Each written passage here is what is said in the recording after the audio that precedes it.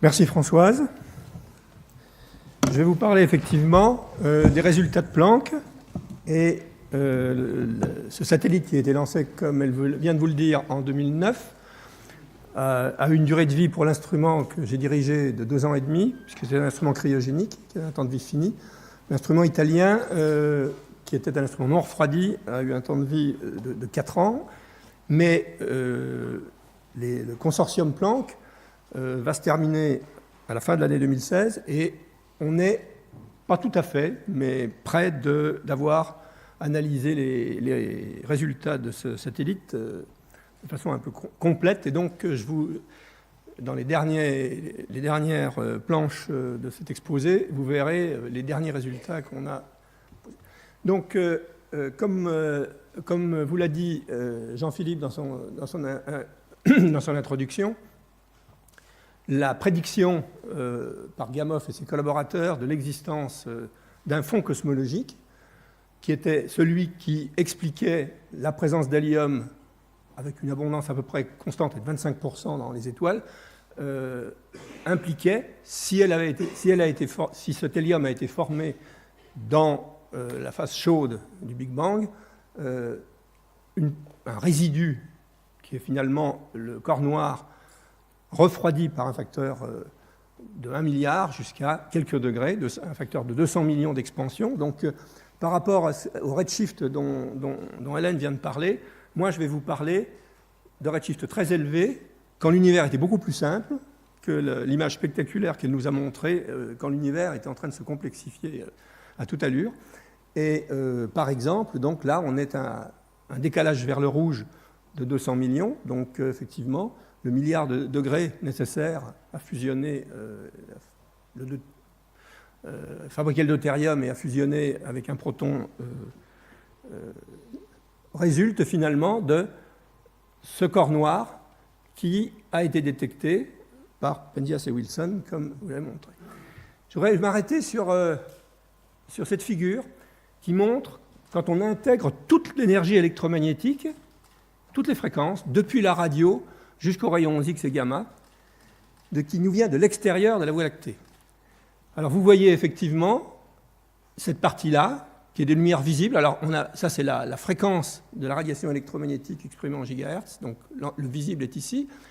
Les poussières qui absorbent une partie de cette radiation des étoiles est re-rayonnée dans ce qu'on appelle un fond cosmologique infrarouge. Donc les galaxies sont ici, les quasars et les radiogalaxies, etc., sont ici. Vous voyez que les facteurs ici sont des facteurs 10. Et en gros, pour chaque fréquence, les énergies sont comparables. Et vous voyez ici cette courbe qui est la courbe de Planck, un corps noir parfait, qui fait 95% de tout ce qu'on reçoit de l'extérieur. Donc maintenant qu'on connaît ça, il n'est pas surprenant que cet élément, ce fond cosmologique qui fait 95% de toute l'énergie électromagnétique qu'on reçoit de l'extérieur, joue un rôle très particulier et soit un outil absolument crucial pour comprendre l'univers. Je vais passer très rapidement sur cette planche. Le modèle cosmologique tel que développement vous a été résumé par Jean-Philippe, est parti de nos observations de galaxies, des estimations de la masse sous forme de baryons, et jusqu'à la fin des années 90, près des années 2000, on n'avait pas de modèle qui permettait de rendre compte, dans les modèles d'univers basés sur la relativité générale, on n'avait pas de modèle basé sur ce qu'on avait observé qui colle avec toutes les observations. C'est en fait, comme il vous l'a dit, d'abord des observations de grandes structures, et je reviendrai sur ces observations de grandes structures dont Hélène a aussi parlé. Le diagramme de Hubble basé sur les supernovas de type 1A a montré que, surprise, l'univers, au lieu de décélérer sous l'effet de tout le poids des galaxies qui ralentissait son expansion, cet univers réaccélère. Alors c'est une surprise, effectivement, mais c'est l'effet d'une constante cosmologique. Pour faire un univers stationnaire, il fallait introduire une constante cosmologique pour contrebalancer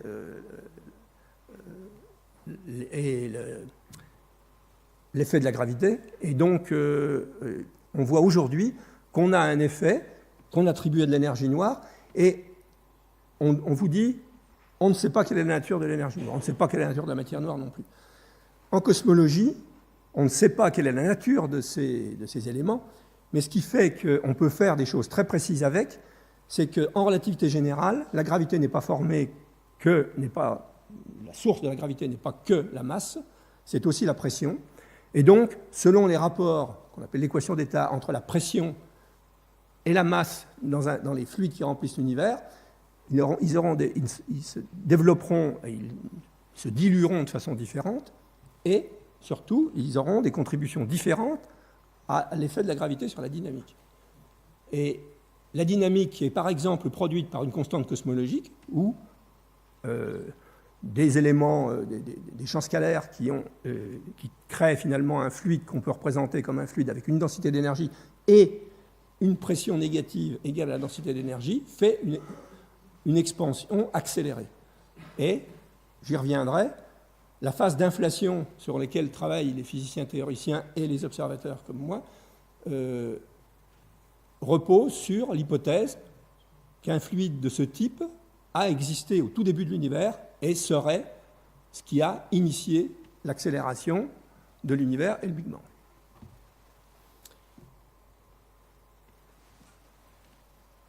Quand le fond a été découvert, très rapidement, un certain nombre de théoriciens ont immédiatement prédit que si les fluctuations qui sont à l'origine des structures, de toutes les structures à toutes les tailles qu'on voit dans l'univers aujourd'hui, si elles sont primordiales, effectivement, il va y avoir toutes ces structures auront démarré en même temps, et les structures d'une même taille auront subi statistiquement le même développement.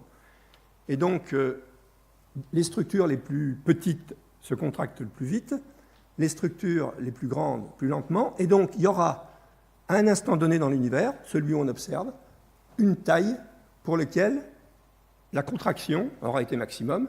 Et puis si vous regardez les structures un peu plus petites, vous avez au contraire quelque chose qui se sera contracté et redilaté. C'est tout simplement des oscillations acoustiques, c'est comme le son. Et donc, c'est de la physique classique, très bien connue, et qui va être qu'on va pouvoir prédire, ou on va pouvoir prédire ce qu'on va observer.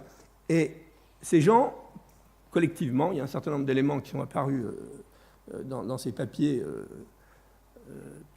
essentiels des années 60 et 70, c'était la prédiction du fait que si effectivement les structures étaient basées sur des fluctuations initiales très tôt dans l'univers, effectivement, on verrait des pics acoustiques qui sont les modes propres de l'univers à un instant donné. Et donc, vous voyez ici des images qui sont prises de certains de ces papiers où, effectivement, la description de la physique sous-jacente et avec une illustration simple de ce qu'elle ferait. Et donc, ils avaient prédit qu'effectivement, si on arrivait à mesurer ça très proprement, il y aurait une information considérable sur l'histoire thermique de l'univers jusqu'au moment où on pourrait observer ces structures. Alors on sait effectivement que dans l'histoire thermique de l'univers a été chaud, donc ionisé. Dans les phases primordiales, il a fallu effectivement que les baryons, par exemple, soient constitués. Mais quand le redshift est à peu près 1100, la température va être 3000 degrés, et donc, naturellement, l'hydrogène va se recombiner, les protons vont se recombiner avec les électrons. Et ce qu'on sait, c'est qu'effectivement, quand il n'y a plus d'électrons libres, la section efficace avec la radiation devient extrêmement faible, et finalement, ce qu'on appelle le fond cosmologique, c'est la radiation qui est libérée assez brutalement à ce redshift de 1100 et qui se propage jusqu'à nous librement. Et donc, si les structures qui vont créer l'univers existaient déjà, on devrait les détecter. Quand on regarde les cartes qu'on a fait avec Planck, alors ça a été l'historique, ça a été détecté par le satellite COBE en même temps que la vérification de la fonction de Planck du fond cosmologique, qui était aussi prédite parce qu'on était très proche de l'équilibre thermodynamique au moment de la nucléosynthèse. Vous pouvez voir que si si vous regardez à 100 GHz ou à 143 GHz, qui sont deux fréquences proches du maximum, et que vous exprimez les fluctuations que vous voyez sur ce fond avec des unités qui sont de la température thermodynamique, vous voyez qu'à ces deux fréquences, vous voyez exactement les mêmes structures à haute latitude. Ça, c'est le plan de la Voie lactée. C'est le plan dans lequel Hélène vous disait qu'elle ne peut pas observer les galaxies dans l'optique. Vous avez ici du rayonnement des poussières de la Voie lactée qui, finalement, masquent d'une autre façon, mais pas parce qu'elles absorbent. Elles n'absorbent pratiquement pas le rayonnement micro-ondes, mais parce qu'elles rayonnent beaucoup. Mais ça, on peut s'en débarrasser en observant à des fréquences encore plus élevées et en retirant cet effet. Ça, c'est des cartes de température ou d'intensité. On mesure aussi avec Planck la polarisation, et je vous dirai un certain nombre de choses sur ces mesures de polarisation.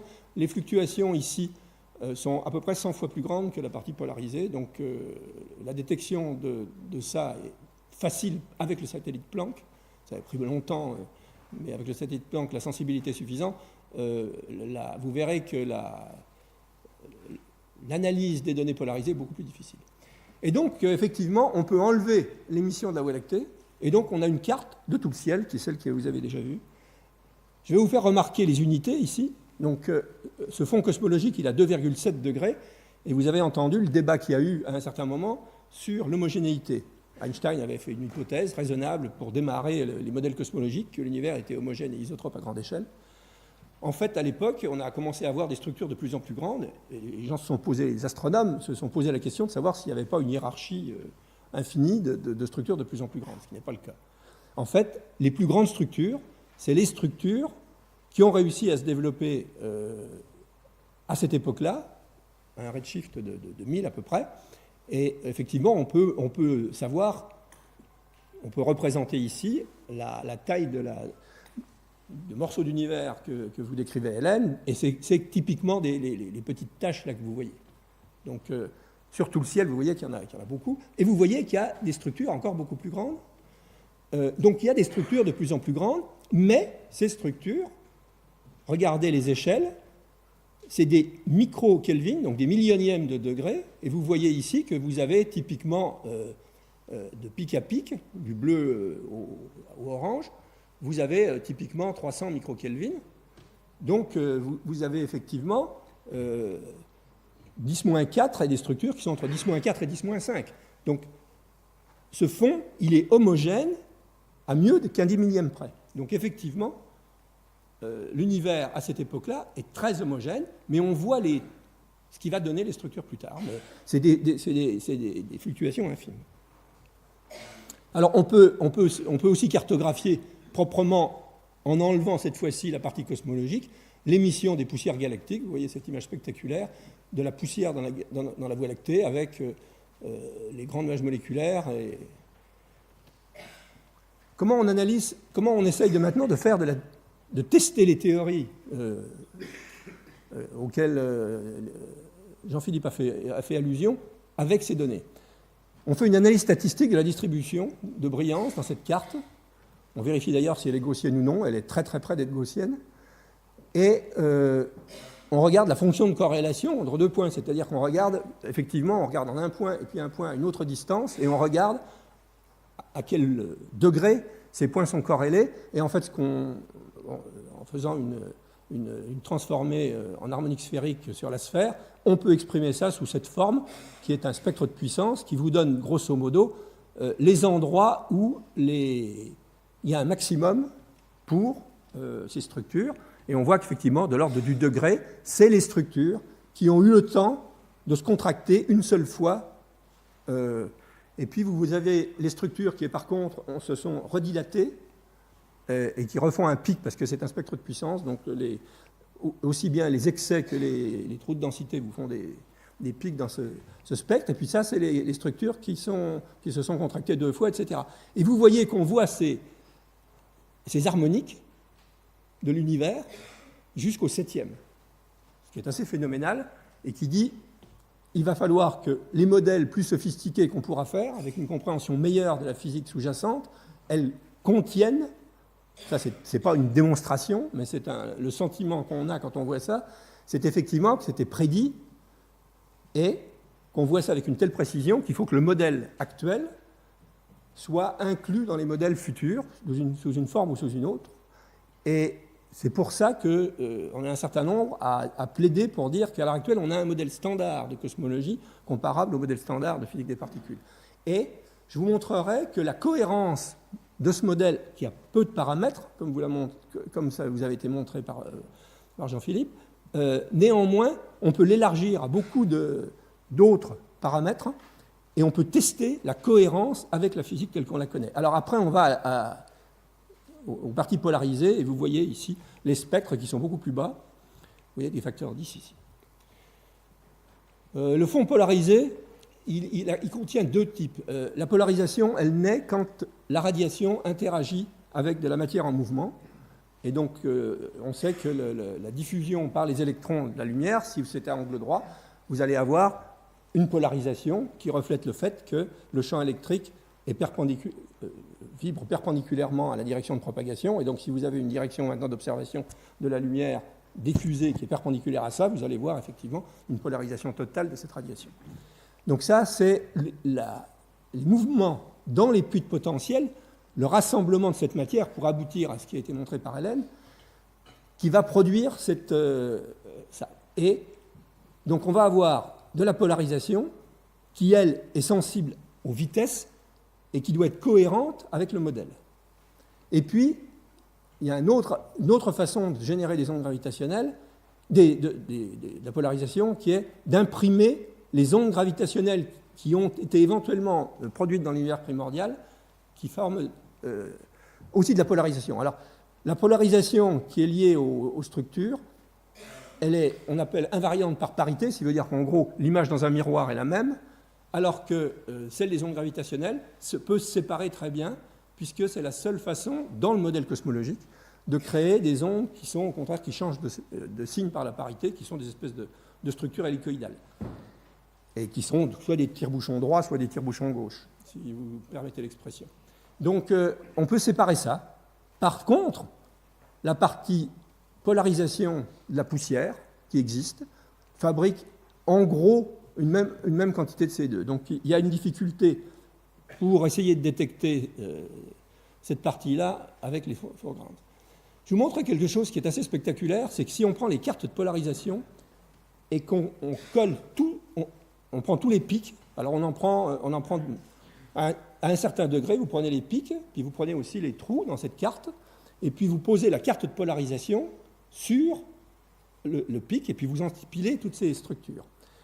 Alors c'est ce qu'on a fait sur des structures, des structures soit maximum, soit minimum. Et ce que vous voyez ici, c'est la carte de polarisation.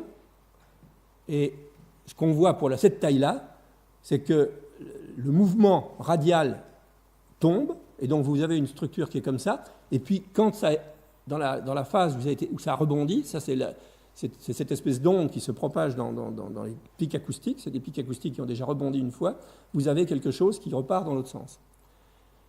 Et ça, c'est la simulation du modèle cosmologique avec la relativité générale et les paramètres que je vous montrerai. Et vous voyez que, vous avez du mal à deviner, si vous regardez bien, vous pouvez voir que le fond est un peu plus régulier ici que là, et c'est ça la simulation, et c'est ça la...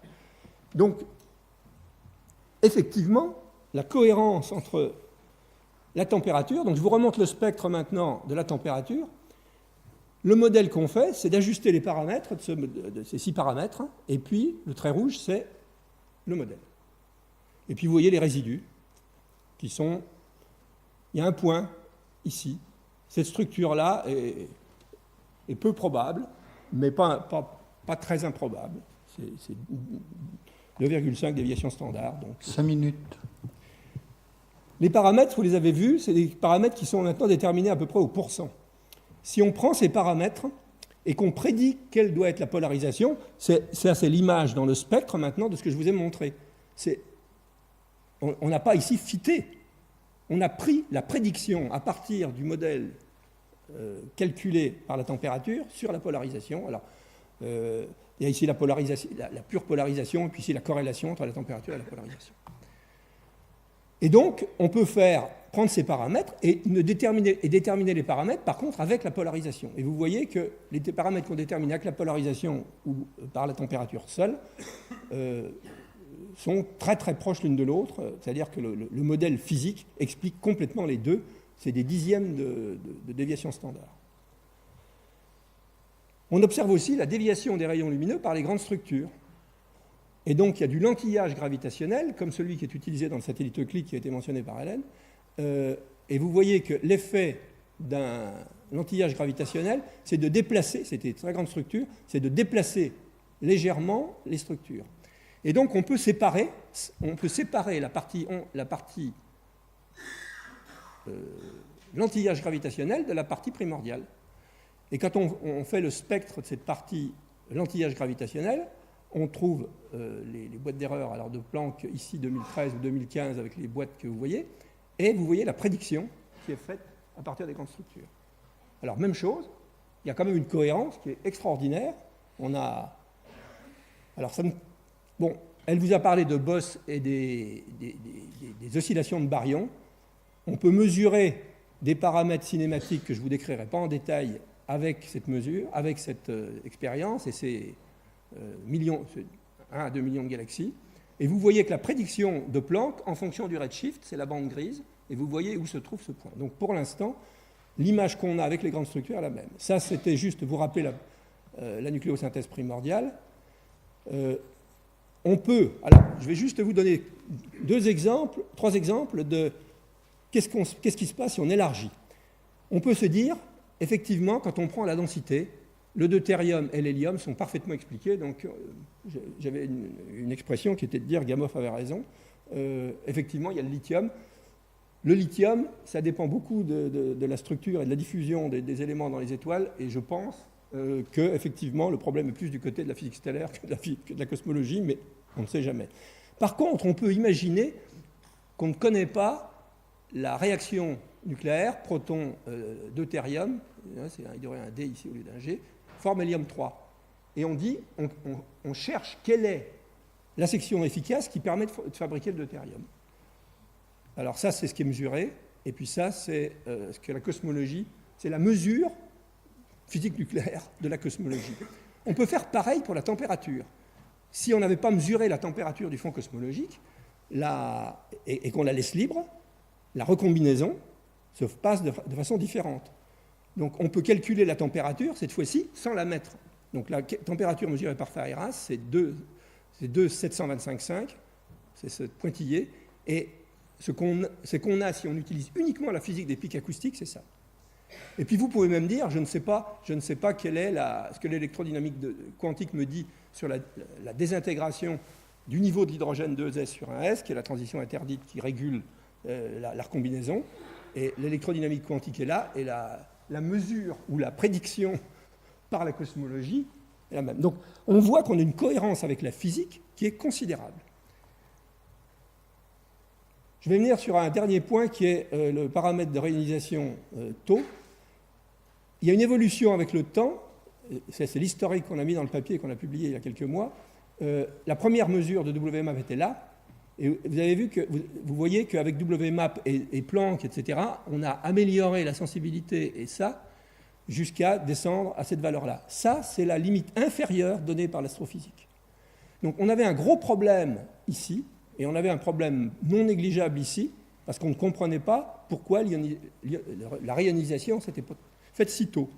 Maintenant, donc, je vais terminer avec ça. Si on regarde les galaxies très lointaines, jusqu'à un chiffre de 10, ce qui se passe, c'est que les modèles qui sont faits par les gens qui utilisent ces galaxies sur la réionisation, c'est ça le paramètre taux. Et Planck maintenant met une limite supérieure qui va contraindre finalement la formation des objets au-delà du redshift de 10. Et donc c'est nouveau, on a publié ça il y a 2 mois. Et donc maintenant, enfin, le CMB a réussi à contraindre la formation des objets à grand redshift. Merci.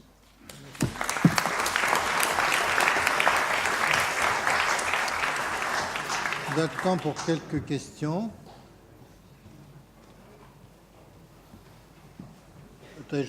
Vous avez déjà eu la parole 2 fois, je vais donner la parole ici. Merci.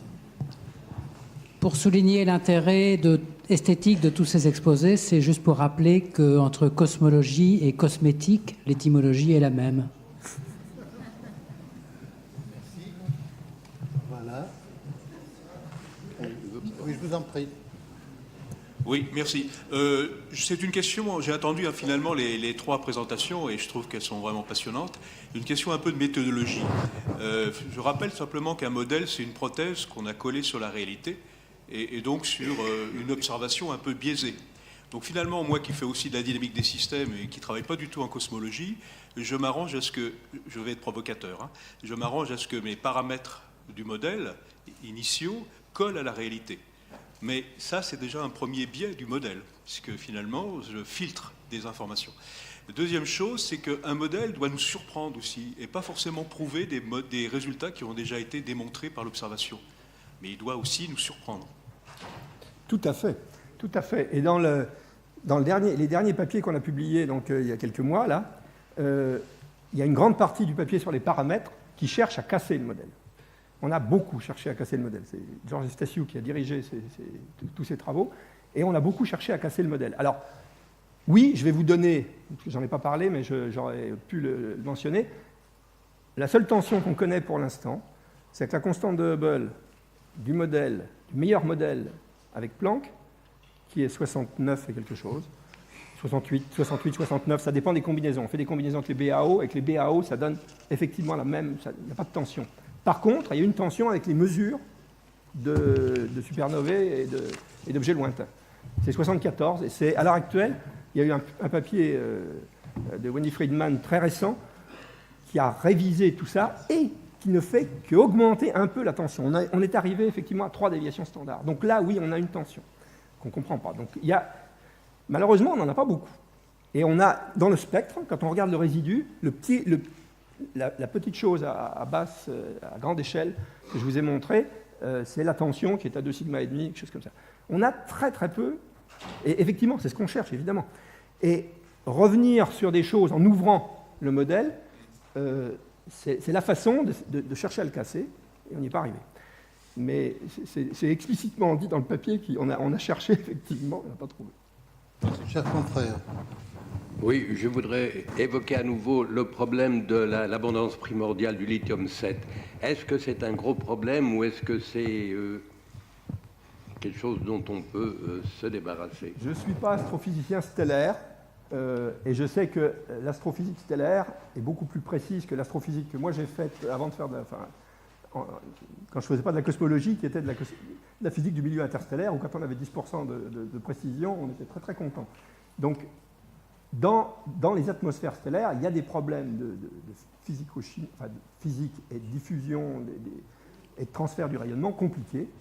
Et quand on parle avec les gens et les spécialistes,